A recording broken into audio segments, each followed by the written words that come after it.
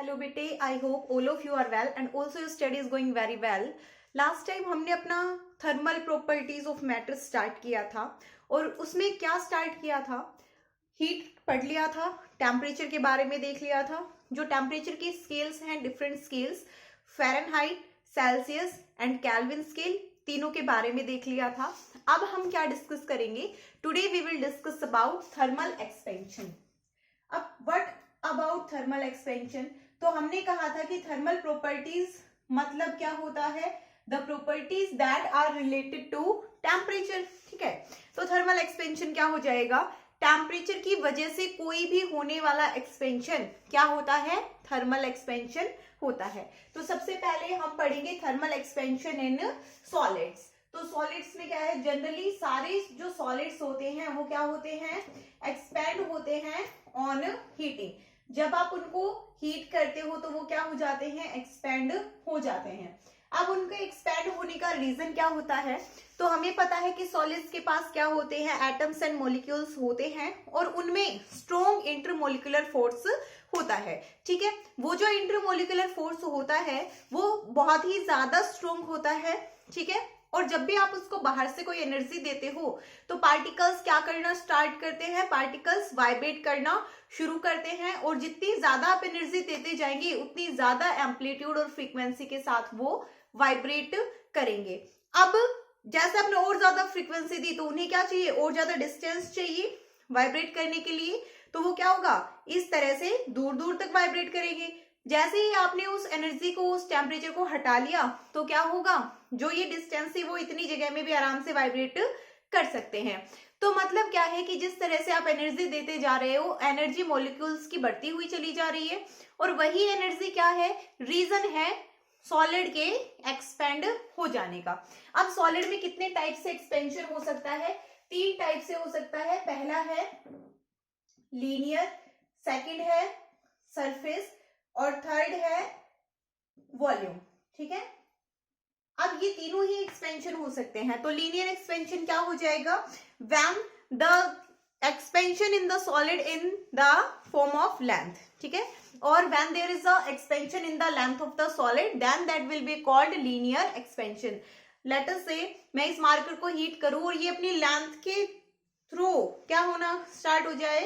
Expand होना शुरू हो जाए, तो इसकी कुछ ना कुछ लेंथ बढ़ जाएगी तो वो क्या हो जाएगा?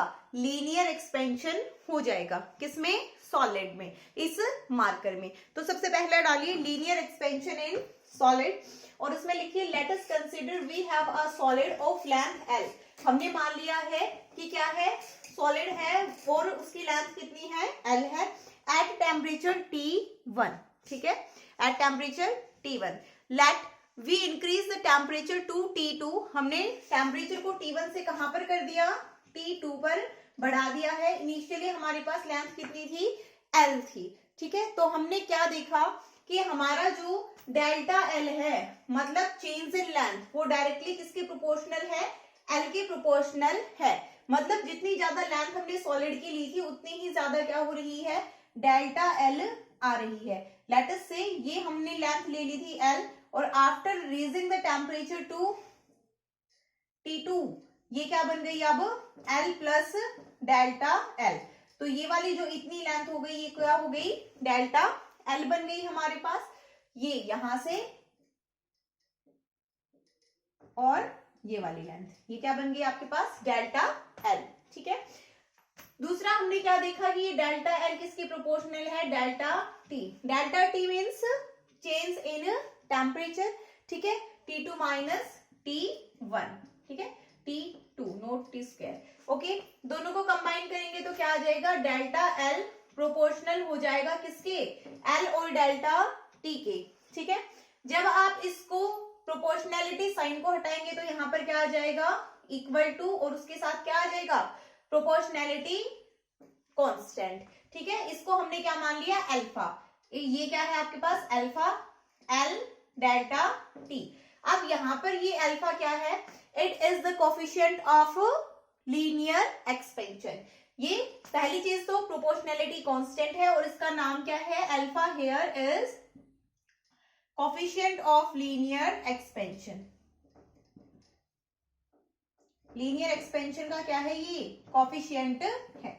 अल्फा की वैल्यू अगर आप लोग निकालना चाहें तो क्या आ जाएगी, change in length upon original length into delta T, ठीक है, चेंज इन टेम्परेचर। तो अगर ये फॉर्मूला अगर आप देखना चाहें और आपसे कोई पूछ ले what is the coefficient of linear expansion, तो आप कोफिशिएंट ऑफ लीनियर एक्सपेंशन की डेफिनेशन किस तरह से दे सकते हैं, it is the change in length per unit original length into per unit rise in temperature, ठीक है। तो वो क्या हो जाएगी आपके पास, अल्फा की डेफिनेशन हो जाएगी। और अगर आप यहां से लिखना चाहें, आपको ये तीनों में आएंगे, ठीक है।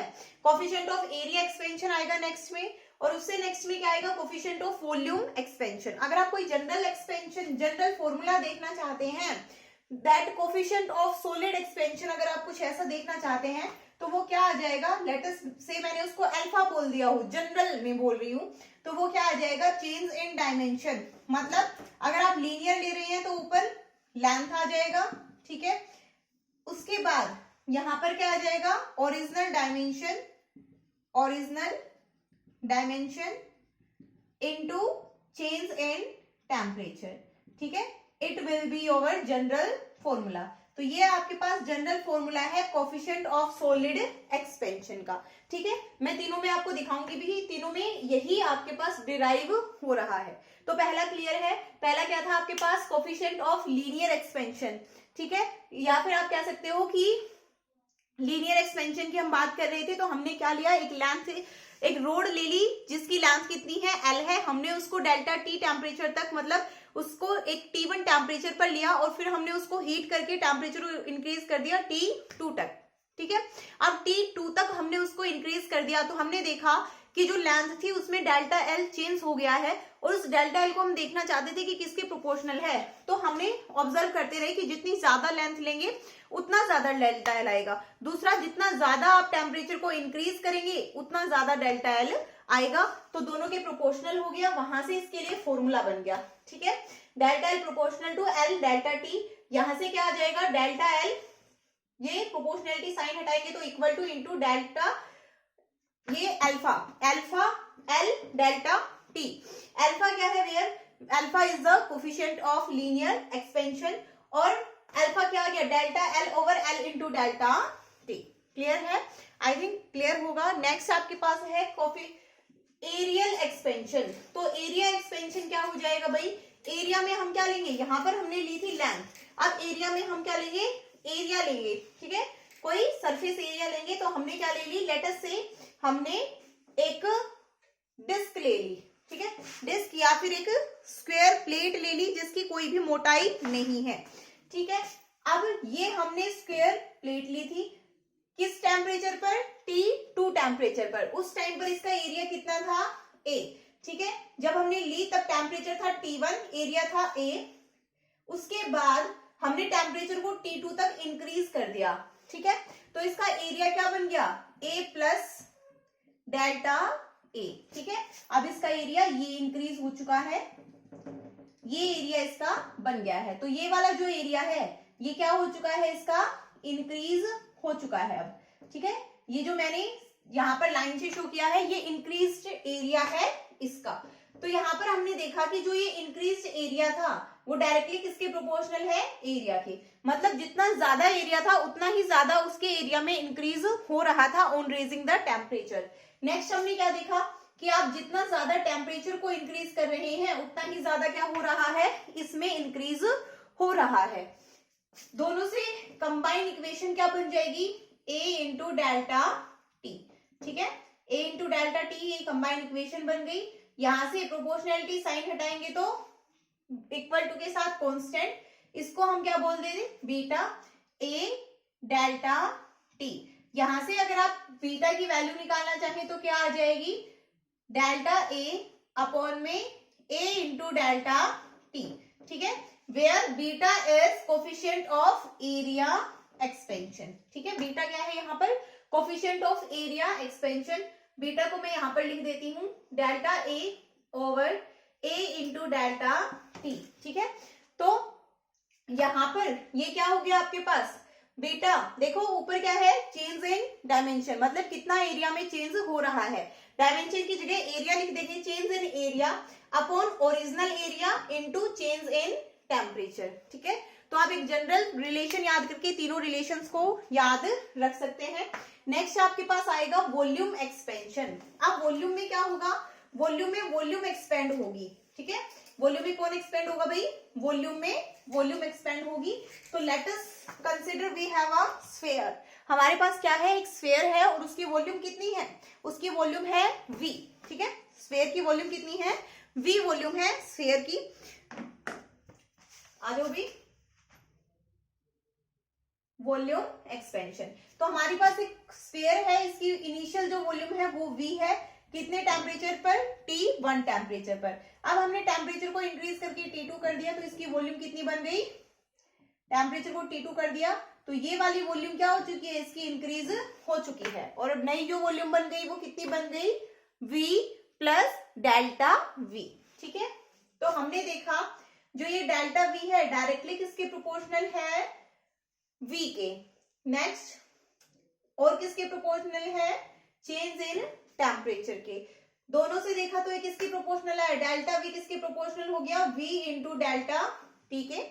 यहां से साइन प्रोपोर्शनलिटी, साइन हटाएंगे तो क्या आएगा, proportionality constant with equal to, तो ये क्या बन जाएगा, इसको हमने लिखते हैं gamma, gamma V into delta T।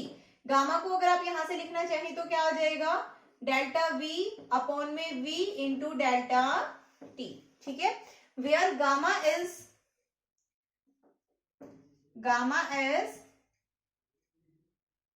Coefficient of volume expansion. Gamma क्या है, कोफिशिएंट है वॉल्यूम एक्सपेंशन का। तो देखो फॉर्मूले में अगर इस वाले में रख के देखना चाहें तो चेंज इन डायमेंशन मतलब change in volume upon original volume, original volume है इनटू चेंज इन टेम्परेचर। ठीक है, तो तीनों रिलेशन आई थिंक आप लोगों को क्लियर होंगे। तो ये क्या था आपके पास, एक्सपेंशन इन सॉलिड। सॉलिड में एक्सपेंशन अब हम देख चुके हैं। अगर हम देखना चाहते हैं relation between alpha beta and gamma, कि अल्फा बीटा और गामा के बीच में क्या रिलेशन होगा, तो क्या रिलेशन होगा भाई, हमने मान लिया कि हमारे पास कोई एक क्यूब है। Let us consider we have a cube, relation between alpha beta and gamma. तो हमने मान लिया let us consider we have a cube और उसकी जो साइडें हैं सारे सभी साइड वो कितनी है, L है। ठीक है, तो अगर हम इस क्यूब के लिए अल्फा लिखना चाहें, गामा लिखना चाहें, बीटा लिखना चाहें तो तीनों चीजें लिख सकते हैं। अगर इसकी एक लेंथ को कंसीडर कर ले और सिर्फ उस लेंथ में चेंज हो रहा हो तो हम उसको क्या बोल देंगे, लीनियर एक्सपेंशन। ठीक है, उसके लिए अल्फा आ जाएगा। अगर सरफेस को, एक सरफेस को कंसीडर करके उसके एक्सपेंशन की बात करें, उसके एरिया की बात करें तो वो क्या आ जाएगा, एरियल एक्सपेंशन। अगर पूरी वॉल्यूम को कंसीडर करेंगे तो वो क्या आ जाएगा, वॉल्यूम एक्सपेंशन। ठीक है, तो आप देखो क्या हो जाएगा आपके पास, इसकी जो सरफेस एरिया है मतलब एरिया है उसको हमने मान लिया A और जो वॉल्यूम है वो कितना हो गया V। तो यहाँ पर L तो L ही रहेगा, A की जगह क्या आ जाएगा L स्क्वायर और V की जगह क्या आ जाएगा L क्यूब। ठीक है, या फिर आप इसको ऐसे लिख लीजिए, L तो है ही, A क्या हो जाएगा L स्क्वायर और V क्या हो जाएगा L क्यूब। ठीक है, ये हमने माना है, लेट अस कंसीडर दिस। ठीक है, अब क्या होगा भाई, हमें पता है कि अगर हम सिर्फ हम जो टेम्परेचर है हमारा उसको किस में इंक्रीज कर दे, कितना इंक्रीज कर दे, डेल्टा T से चेंज कर देते हैं such that T2 minus T1 हमारे पास कितना आ जाए, डेल्टा T बन जाए। तो हम देखेंगे कि किसी एक लेंथ को अगर हम कंसिडर करें तो उसमें हम अगर चेंज देखना चाहेंगे या देखना चाहेंगे कि उसमें कितना एक्सपेंशन हुआ है, तो हम मान लेते हैं हर एक साइड में कितना एक्सपेंशन हो गया, डेल्टा L एक्सपेंशन हो गया है। ठीक है, तो नई लेंथ क्या बन जाएगी, L प्लस डेल्टा L। नया एरिया क्या बन जाएगा, L प्लस डेल्टा L का स्क्वायर। और नया जो वॉल्यूम है वो क्या बन जाएगा, L प्लस डेल्टा L का क्यूब। बन जाएगा या नहीं, ये तीनों हो जाएंगे भाई, बिल्कुल हो जाएंगे। अब देखो भाई, हमें पता है कि जो नया एरिया है वो क्या बनेगा, A प्लस डेल्टा A। ठीक है, नया एरिया क्या बनेगा, A प्लस डेल्टा A बन जाएगा। और अब हमें लिखना क्या है, हमें पता है कि ये जो डेल्टा एल है इसके लिए हम कुछ लिख सकते हैं, ठीक है। अब अगर आप नए इस डेल्टा एल की जगह लिखें अल्फा की फॉर्म में तो क्या लिख सकते हैं इसको, L plus alpha L delta T लिख सकते हैं या नहीं। अगर हम एरिया की बात करें तो ए क्या बनेगा, ए प्लस डेल्टा ए बनेगा नया एरिया, और ये क्या बन जाएगा, ए प्लस, या फिर सिर्फ इतना लिख लो कि डेल्टा एल की जगह आप क्या लिख सकते हैं, alpha L delta T. Delta A की जगह क्या लिख सकते हैं, डेल्टा ए क्या आ जाएगा आपके पास, अल्फा ए इंटू डेल्टा टी, और डेल्टा वी कितना आ जाएगा आपके पास, अल्फा नहीं यहाँ पर बीटा, यहाँ पर gamma V into delta T, ठीक है।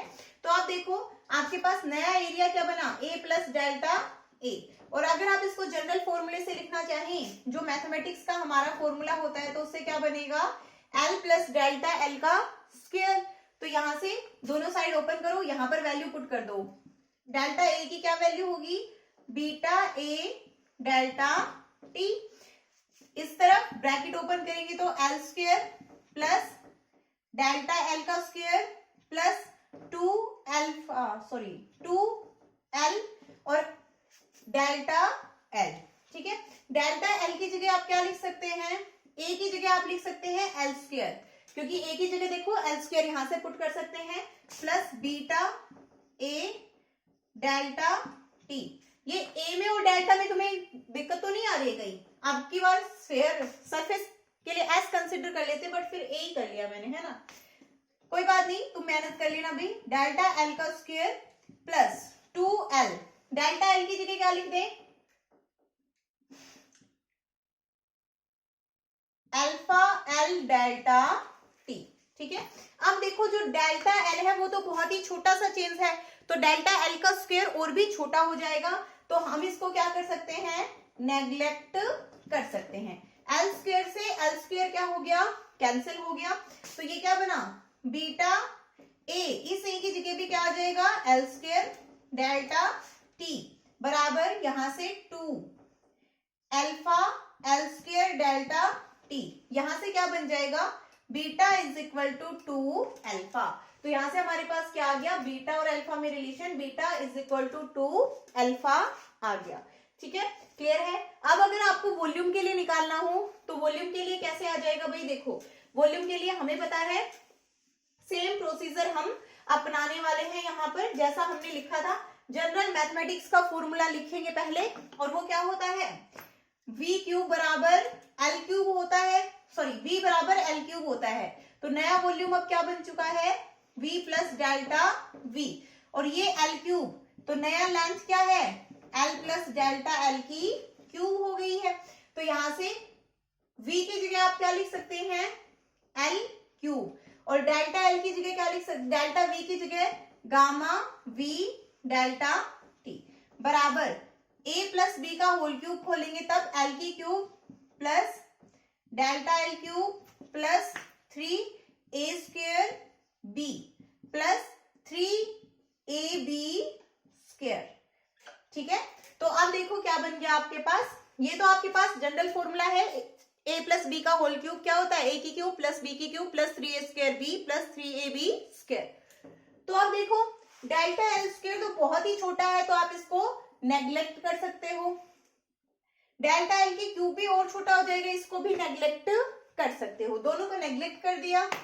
नेक्स्ट डेल्टा एल की जगह क्या लिख सकते हो, ठीक है, तो डेल्टा एल की जगह लिख दो, यहां से एल क्यूब से एल क्यूब दोनों साइड कैंसिल हो गया है ये, ठीक है, ये कैंसिल आउट हो गया है, क्या बचा, गामा v की जगह एल क्यूब डेल्टा टी, यहां पर क्या बचेगा 3 एल स्क्वायर, डेल्टा एल की जगह वही वैल्यू पुट करो, अल्फा एल डेल्टा टी, तो क्या बन जाएगा, gamma is equal to 3 alpha.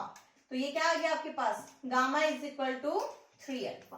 तो आपके पास ये आ गया अल्फा बीटा और गामा में रिलेशन, ठीक है। तो ये रिलेशन आई थिंक क्लियर होगा। नेक्स्ट अब हम करेंगे एक्सपेंशन इन लिक्विड्स, ये तो हो गया हमारा एक्सपेंशन इन सॉलिड। अब हम देखना चाहते हैं एक्सपेंशन इन लिक्विड्स। तो जनरली क्या होता है, जनरली जो हमारे लिक्विड्स होते हैं वो भी क्या होते हैं, एक्सपेंड होते हैं ऑन हीटिंग, ठीक है। सो एक्सपेंड होंगे हीटिंग करने पर। उससे पहले एक चीज देखो भाई, हमने अभी अभी रिलेशन निकाला अल्फा बीटा और गामा में। तो जो अल्फा बीटा और गामा में हमने रिलेशन निकाला, उस रिलेशन में हमने क्या किया, alpha beta is equal to 2 alpha निकाल दिया, gamma is equal to 3 alpha. अगर आपसे कोई बीटा और गामा के बीच में रिलेशन पूछ लेगा, उस टाइम पे आप क्या करेंगे, फिर रिलेशन कैसे निकालोगे, वो तो हमने निकाला ही नहीं। तो वो सिंपल मैथमेटिक्स है। अभी एक स्टेप आएगा, कर लेते हैं।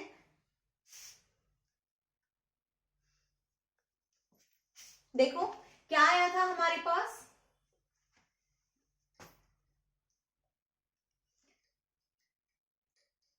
इसको क्या हो गया, beta equals to 2 alpha. Next क्या था, गामा इक्वल्स टू 3 अल्फा। यहां से दोनों से अल्फा की वैल्यू निकालेंगे तो बीटा बाय 2 हो जाएगा, और इससे निकालेंगे तो क्या आ जाएगा, अल्फा बराबर गामा बाय 2, तो गामा बाय 3। तो इन तीनों को बराबर कर दो क्योंकि है तो अल्फा की वैल्यू, तो अल्फा बराबर बीटा बाय 2 बराबर गामा बाय 3। अगर आपको रिलेशन देखना हो, या तो ये रिलेशन हो गया, या फिर जनरली देखना हो तो आप क्या करें, एलसीएम लेकर मल्टीप्लाई कर दो, तो क्या हो जाएगा 6 अल्फा बराबर 3 बीटा बराबर 2 गामा। तो ये हो गया है आपके पास relation between alpha beta and gamma, ठीक है।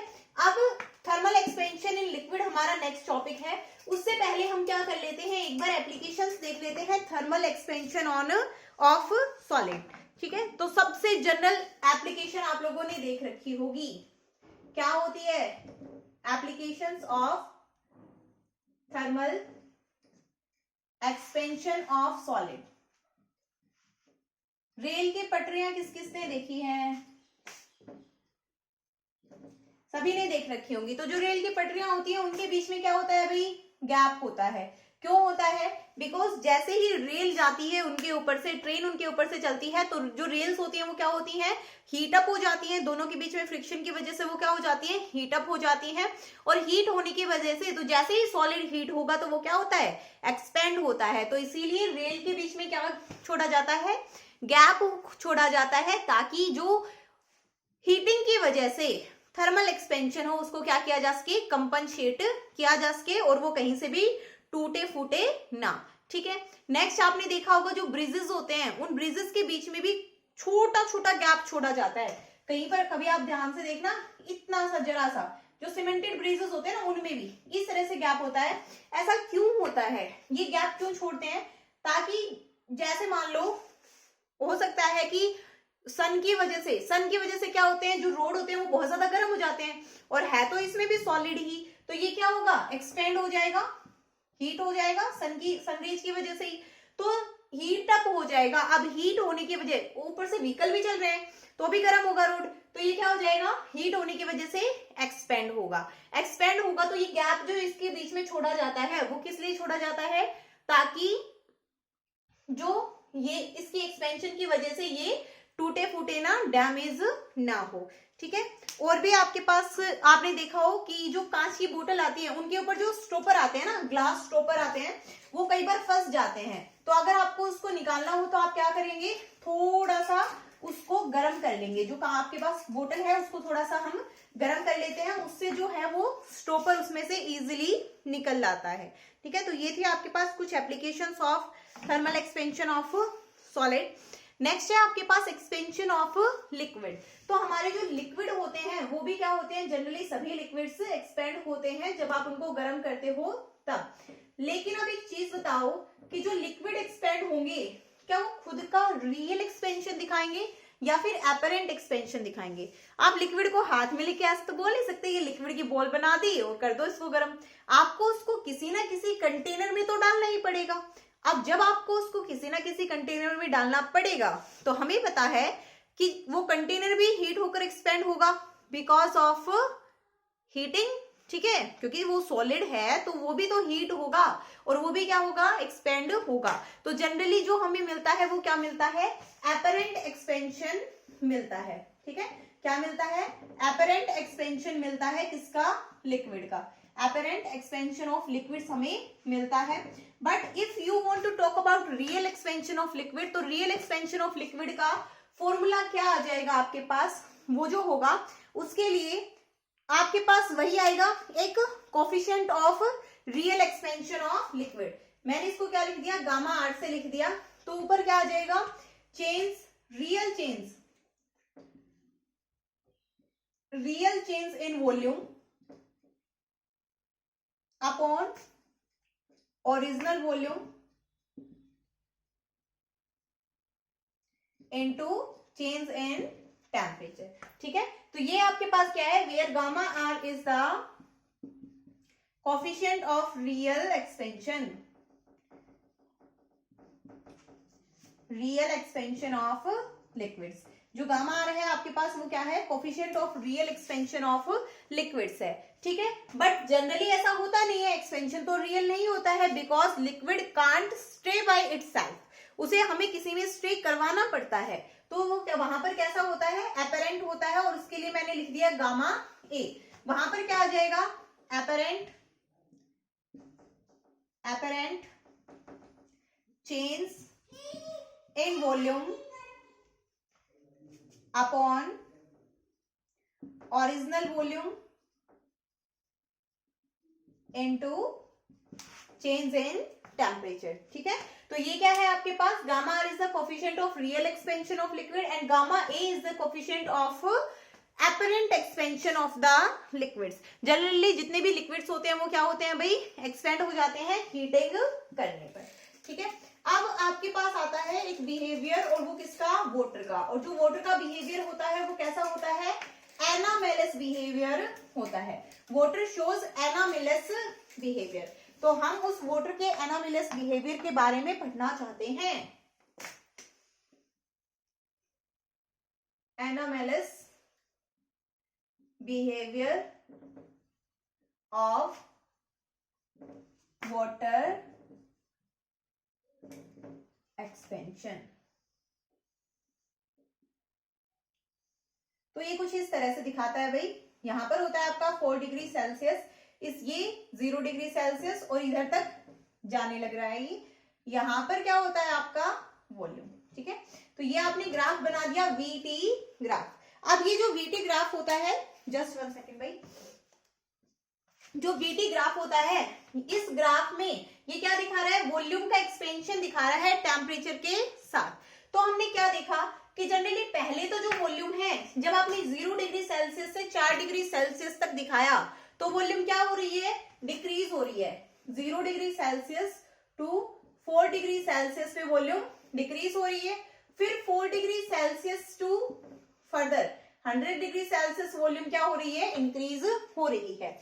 It means water is most dense. It means water की density, water is most dense at 4 degree Celsius. जो 4 डिग्री सेल्सियस होता है उस पर वाटर की डेंसिटी सबसे ज्यादा होती है। ठीक है, ऐसा क्यों होता है, क्योंकि जैसे ही आप उससे नीचे जाते हो तो वाटर बर्फ बनने लग जाता है, और जब वो बर्फ बनता है तो जो मॉलिक्यूल्स जहां पर होते हैं वो वहीं पर फ्रीज हो जाते हैं। उनके बीच की जो सेपरेशन होती है, कहीं कहीं पर उनके बीच में खाली स्पेस रह जाता है। ठीक है, तो उसका वॉल्यूम क्या होता है, थोड़ा सा ज्यादा होता है in comparison to at 4 degree Celsius, जब वो बर्फ नहीं बने होते हैं उस टाइम पर। ठीक है, अब ये जो बिहेवियर होता है ये बहुत ही इंपॉर्टेंट होता है किसके लिए, सी में रहने वाले जो भी एक्वेटिक एनिमल्स हैं, एक्वेटिक प्लांट्स हैं, उनके लिए। देखो जनरली क्या होता है, जैसे जैसे आपने टेम्परेचर को इंक्रीज किया वैसे वैसे वाटर क्या हो गया, उसकी वॉल्यूम है वो क्या हो गई, इंक्रीज होती जा रही है। ठीक है, वॉल्यूम इंक्रीज होती जा रही है, उसका मतलब डेंसिटी क्या होती चली जाएगी, डिक्रीज होगी, बिकॉज डेंसिटी और वॉल्यूम का कैसा रिलेशन है, इनवर्स रिलेशन है। ठीक है, अब डेंसिटी आपके पास डिक्रीज हो रही है, वॉल्यूम क्या हो रही है, इंक्रीज हो रही है। ठीक है, तो इधर भी वाटर हल्का है, इधर भी वाटर हल्का है। 4 डिग्री सेल्सियस पर क्या है, वाटर सबसे भारी है। ठीक है, अब देखो जैसे गर्मियों का टाइम होगा, ठीक है, तो जब गर्मियों का टाइम होगा तो पानी क्या होगा, गर्म होगा। अब पानी गर्म होगा तो गर्म पानी क्या रह जाएगा, ऊपर ही रह जाएगा। जो ऊपर वाला गर्म पानी है वो गर्म होता चला जाएगा, होता चला जाएगा। लेकिन जो नीचे वाला पानी, और अगर जो बॉटम ऑफ द सरफेस है, सी का जो बॉटम है, वहां पर भी अगर पानी गर्म होने लग गया तो वो पानी हल्का होने की वजह से ऊपर आ जाएगा या नहीं। और जो पानी रह गया बीच में, जो 4 डिग्री सेल्सियस में है, जो थोड़ा सा अप पे रह गया, वो क्या होगा भाई, वो क्या हो जाएगा, ज्यादा डेंस होने की वजह से नीचे चला जाएगा। तो जो जितने भी एक्वेटिक प्लांट्स और एनिमल्स हैं उनको पानी कितने टेम्परेचर पर मिलेगा, 4 डिग्री सेल्सियस पर मिलेगा। वहां तक वो इजिली जिंदा सर्वाइव कर सकते हैं, जिंदा रह सकते हैं। नेक्स्ट है सर्दियों की बात कर लेते हैं। अब जैसे ही सर्दियां आएंगी तो क्या होगा, पानी फ्रीज होने लग जाएगा, ठीक है, ठंडा होने लग जाएगा। तो अब वो ठंडा होगा तो वो नीचे तक नहीं पहुंचेगा। क्या होगा, जैसे जैसे ठंडा होता चला जाएगा पानी, 2 degree Celsius, 3 degree Celsius, 2 degree, 0 degree, minus में टेम्परेचर चला गया, तो पानी क्या होगा, बर्फ बन गया।